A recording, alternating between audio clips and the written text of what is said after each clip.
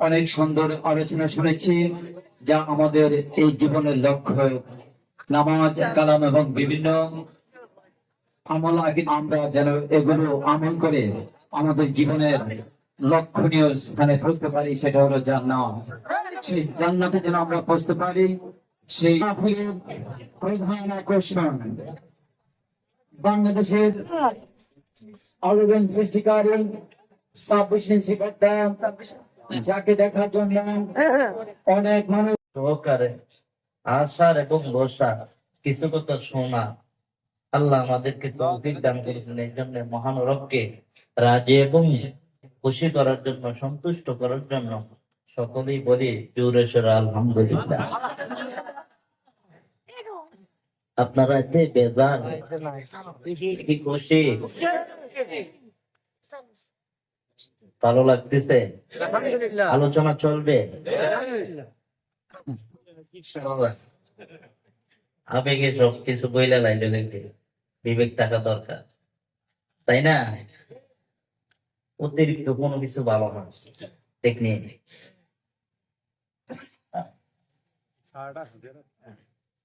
আল্লাহ পাক রব্বুল আলামিন আমাদেরকে দুনিয়াতে পাঠাইছেন। পাঠানোর পর কোথাও দেখি পাঠাইছে বলে নাকি কিছু কাজ করা লাগবে, লাগবে নি?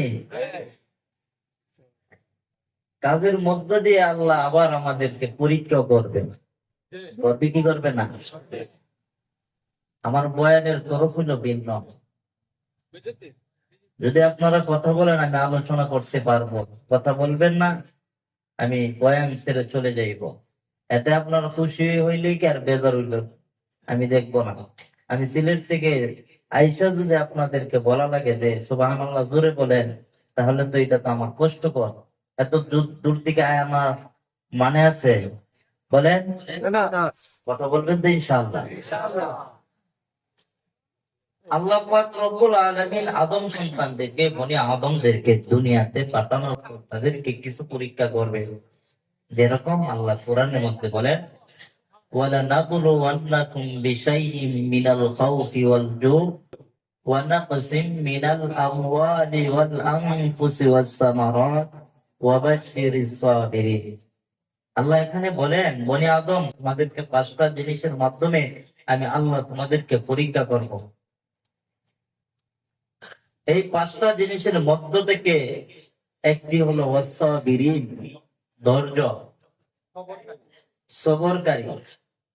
যে ব্যক্তি ধৈর্য ধরবে, সবর করবে, তাদের ব্যাপারে আল্লাহ বলেন ও বান্দা শোনো, তুমি ধৈর্য ধরে বসে আছো একা, না না না না, তুমি ধৈর্য ধরে বসে আছো, মনে করবা না তুমি অসহায় হয়ে গেছো। এর মধ্যে আমি আল্লাহ নিজে আছি। কেমন?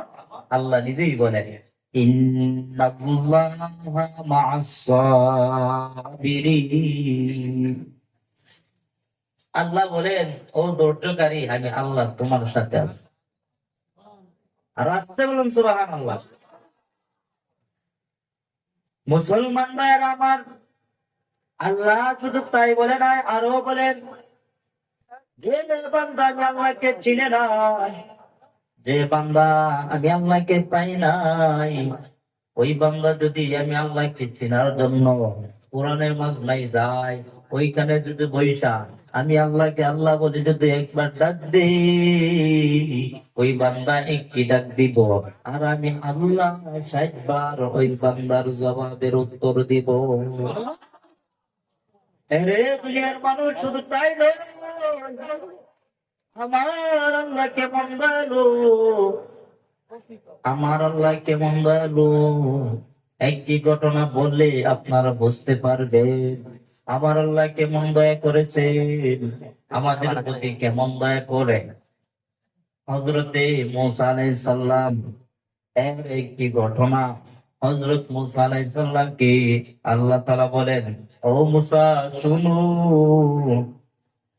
আমার এক বান্দা মরুপ্রান্তরে মৃত্যুবরণ করেছে, তাকে জানাজা দেওয়া লাগবে রে মূসা। ও মুসা, ওই মরুপ্রান্তরের থেকে ওই বান্দাকে নিয়ে আসো, নিয়ে এসা আমি বলে দিলাম ওই বনি ইসরায়েলের সকল মানুষকে লইয়া তুমি জানাজা পড়বা।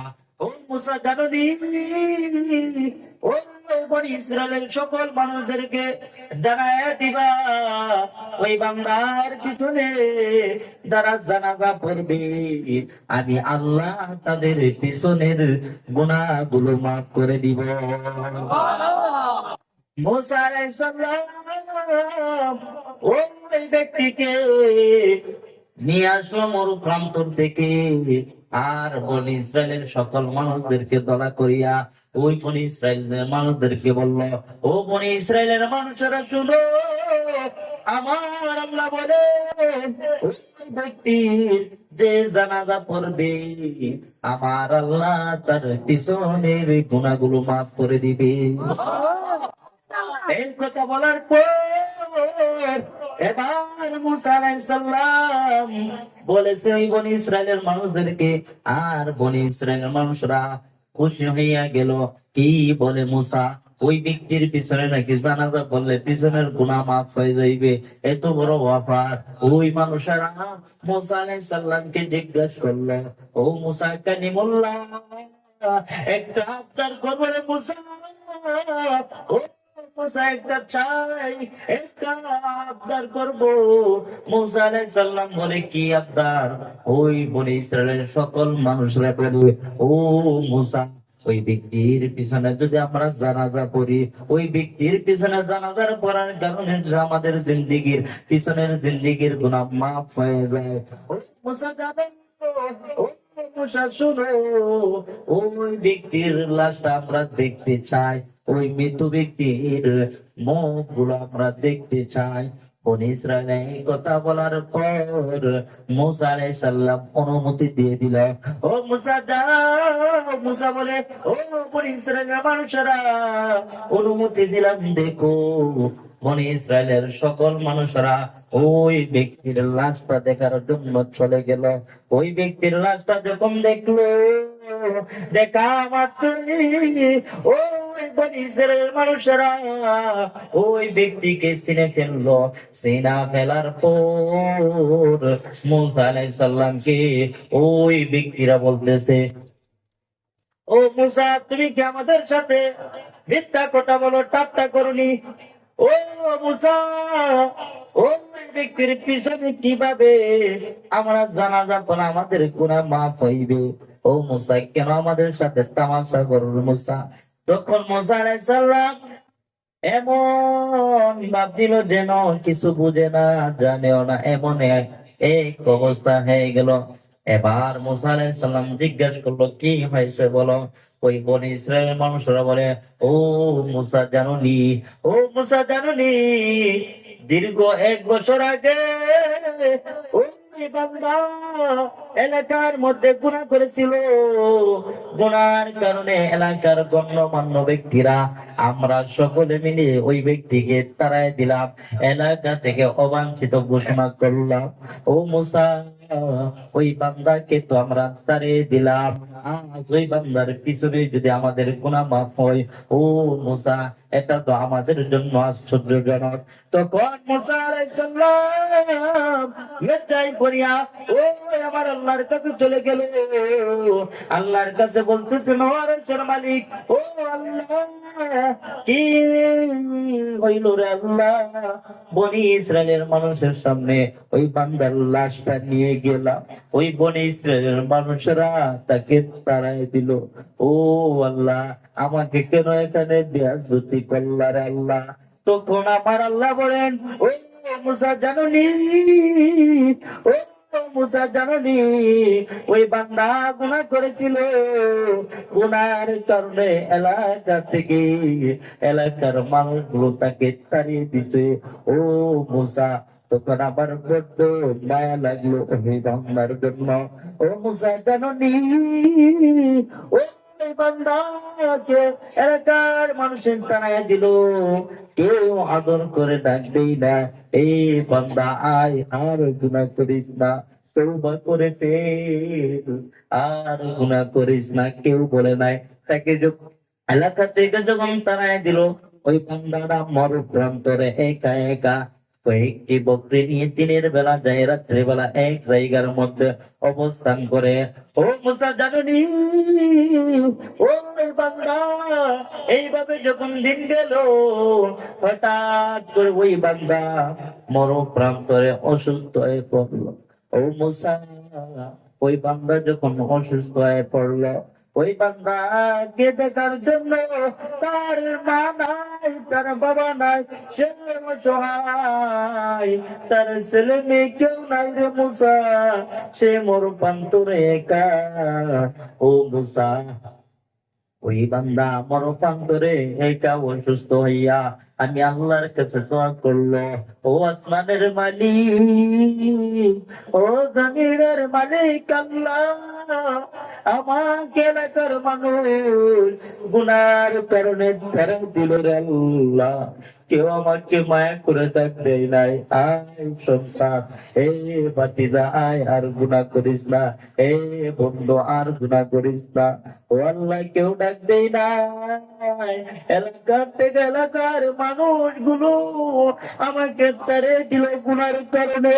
ও আরশের মালিক আল্লাহ, আমাকে তুমি তাড়াই দিও না। ও মানুষের মালিক আল্লাহ, এখন আমি ডানো তাকাই কেউ নাই, বামেও তাকাই কেউ নাই, সামনেও তাকাই কেউ নাই, পিছনেও তাকাই কেউ নাই রে আল্লাহ। শাসরাস আরশের দিকে তাকায় দেখি মালিক তুমি ছাড়া আমার কেউ নাই। ও আল্লাহ, এই দিনের মধ্যে যদি আল্লাহ আমাকে যদি মাফ না করো, ও আল্লাহ, আমি কোথায় যাইব রে আল্লাহ?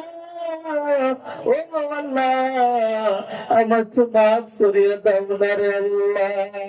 আল্লাহর কাছে যখন ওই বান্দা এমন ভাবে যখন কান্নাকাটি করলো, ও মুসা জানুনি, ও ওই বান্দা এমন ভাবে কান্নাকাটি করলো, ও মুসা, ওই বান্দার কান্নাগুলো আমার কাছে বড্ড ভালো লাগলো। ও মুসা, ওই বান্দা তখন নিজের জন্য দোয়া করেছে, আল্লাহ আমার গুনাহগুলো তুমি মাফ করিয়া দাও। ও মুসা, এই কারণে আমি আর দেরি করি নাই। ওই বান্দার দোয়াটা এমন হয়েছে, এমন ভাবে দোয়া করলো, ও মুসা, আমি আর থাকতে পারি নাই। ও মুসা, ওই বান্দার জিন্দেগির গুনাহগুলো মাফ করে দিলাম। শুধু তাই নয় রে মুসা, ওই বান্দা যদি এই সময় দোয়া করতো, আল্লাহ আমাকে সহ আর বনি ইসরায়েলের সকল মানুষকে সহ রাইখা সকলকে মাফ করিয়ে দাও, এই দোয়া যদি করতো রে মুসা, আমি আল্লাহ ওই বনি ইসরায়েলের সকল মানুষের গুনাহগুলো মাফ করে দিতাম।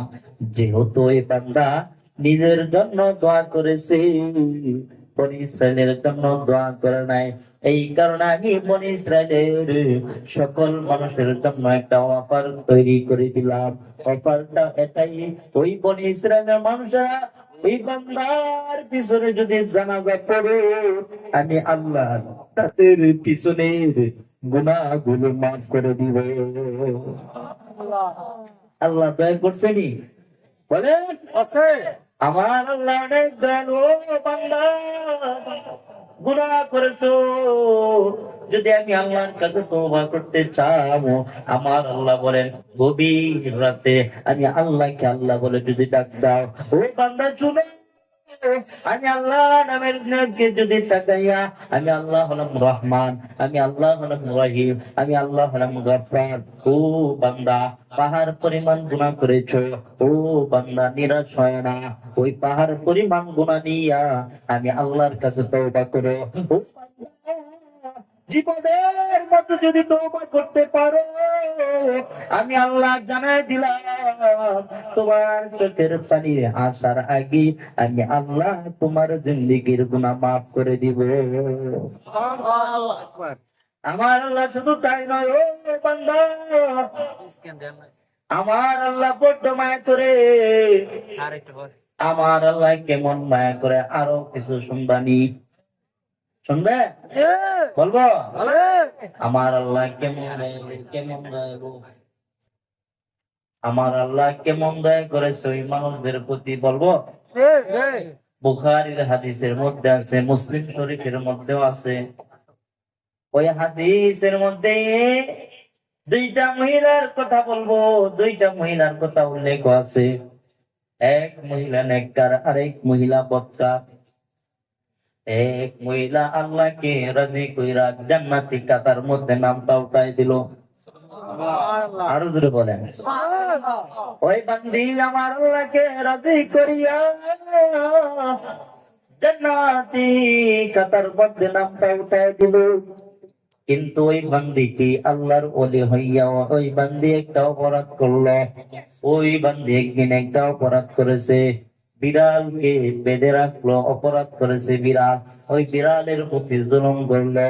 ওই মহিলাটা বিড়ালকে বেঁধে একদিন, 2 দিন, 3 দিন চোখের তলে রেখে দিল। ওই বিড়াল খোদার যন্ত্রণায় ওই বিড়ালটা মৃত্যুবরণ করলো। আল্লাহ তাআলা জান্নাতি খাতা থেকে নামটা কাটিয়া তাকে জাহান্নামী খাতার মধ্যে নামটা উঠাই দিছে। নাউজুবিল্লাহ।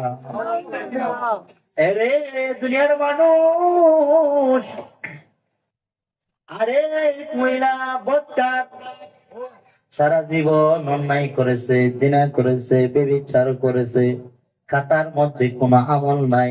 ওই মহিলাটার নামটা ছিল জাহান্নামী খাতা। বলেন তো কোথায়? জাহান্নামী খাতার মধ্যে ওই মহিলার নাম। ওই মহিলাটা একদিন রাস্তা দিয়ে যাচ্ছে, পথিমধ্যে রাস্তার পাশে দেখলো একটি কুকুর। ওই কুকুরটা ছটফট ছটফট করতেছে। ওই মহিলাটা দৌড়ে চলে গেল কুকুরের কাছে। কুকুরের কাছে যখন চলে গেল, ওই কুকুরের পানির তৃষ্ণার জ্বালায় ছটফট ছটফট করতেছে। ওই মহিলাটা দৌড়ে চলে গেল কুয়ার কাছে। কুয়া থেকে পানি উত্তোলন করবে, কিন্তু পারতেছে না, কোনো কিছু নাই। ওই মহিলাটা ওই কুয়া থেকে পানিটা তুলবে, কোনো ব্যবস্থাও নাই। এক পর্যায়ে ওই মহিলাটার ওড়না ছিল, ওড়না দিয়ে পানিটা উত্তোলন করবে, কিন্তু পারতেছে না। ওই মহিলাটা হাতের মোজা, পায়ের মোজা, আরো কত তালি লাগাইয়া ওই মহিলাটা ওই কুয়া থেকে পানিটা উত্তোলন করলো। উত্তোলন করিয়া ওই মহিলা দৌড়ে চলে গেল কুকুরের কাছে। কুকুরের কাছে যখন চলে গেল, ওই কুকুরের মুখের মধ্যে পানিটা দিল। কুকুরের মুখের মধ্যে যখন পানিটা দিল, ওই কুকুরের প্রাণটা ফিরে আসলো। আর কুকুর আল্লাহর কাছে দোয়া করে, ও আরশের মালিক আল্লাহ, ও জমিনের মালিক আল্লাহ, ও আমি হলাম নিকৃষ্ট পানি, ও আল্লাহ আমি হলাম নাপাক পানির আল্লাহ। আমার প্রতি ওই মহিলা দয়া দেখাইছে, আমার প্রতি ওই মহিলা অনেক এহসান করেছে। ও আল্লাহ তুমিও তার প্রতি দয়া দেখাও রে আল্লাহ। আল্লাহ তাআলার কাছে যখন ওই কুকুরটা যখন দোয়া করলো, তখন আমার আল্লাহ ওই দিয়া বলে, ও মহিলা শুনো, সারা জীবন অন্যায় করেছো, অপরাধ করেছো। ও বান্দি শুনো, নিজের প্রতি অপরাধ, নিজের প্রতি জুলুম করেছো, নিজের প্রতি অন্যায় করেছো। ও মহিলা শোনো, আজ কুকুরের প্রতি তুমি দয়া দেখাইছো। ও মহিলা, এই দয়াটা আমি আল্লাহর কাছে বড্ড ভালো লাগলো। ও মহিলা শুনো, তোমার নামটা ছিল জাহান্নামী খাতা, এখন আমি আল্লাহ তোমার নামটা জাহান্নামী খাতা থেকে কাটিয়া এখন আমি আল্লাহ তোমার নামটাকে জান্নাতি খাতার মধ্যে উঠাইয়া দিলাম। আমাল সে পান্তি হে জান্নাতি জাহান্নাম, आमाल से पाते हैं जन्नत की जहन्नम। ऐ खाके पे तेरे अपने नारे है ना नूरी, ऐ खाके पे तेरे अपने नारे है ना नूरी। पर तुम सुमदुन आन सिफतिन खल्क़ बरीयून, فرد صمد عن صفة الخلق بريء رب أزلي خلق الخلق كمالا رب أزلي خلق الخلق كمالا لا ضد ولا ند ولا حد لمولى لا ضد ولا ند ولا حد لمولى الآن كما كان ولم يلك زوالا الآن كما كان ولم يلك زوالا বলেন এই কুকুরের প্রতি দয়া দেখেছে মহিলাটা কোথায় গেল বলেন সবাই জান্নাতে। আর বিড়ালের প্রতি নেককার মহিলা বিড়ালের প্রতি জুলুম করে কোথায় গেল বলেন তো জাহান্নামে। এখন যদি কুকুরের প্রতি যদি দয়া দেখাইয়া আমরা জান্নাতে যেতে পারি, আমরা যদি মানুষের প্রতি দয়া দেখাই আল্লাহ কি আমাদেরকে জাহান্নাম দিবে? বলেন আল্লাহ আমাদেরকে জান্নাত দিবে রে? আল্লাহ রসুলের হাদিসও আছে, যে ব্যক্তি মানুষের প্রতি দয়া দেখাইবে আল্লাহ তার প্রতি দয়া দেখাইবে। সুবহানাল্লাহ।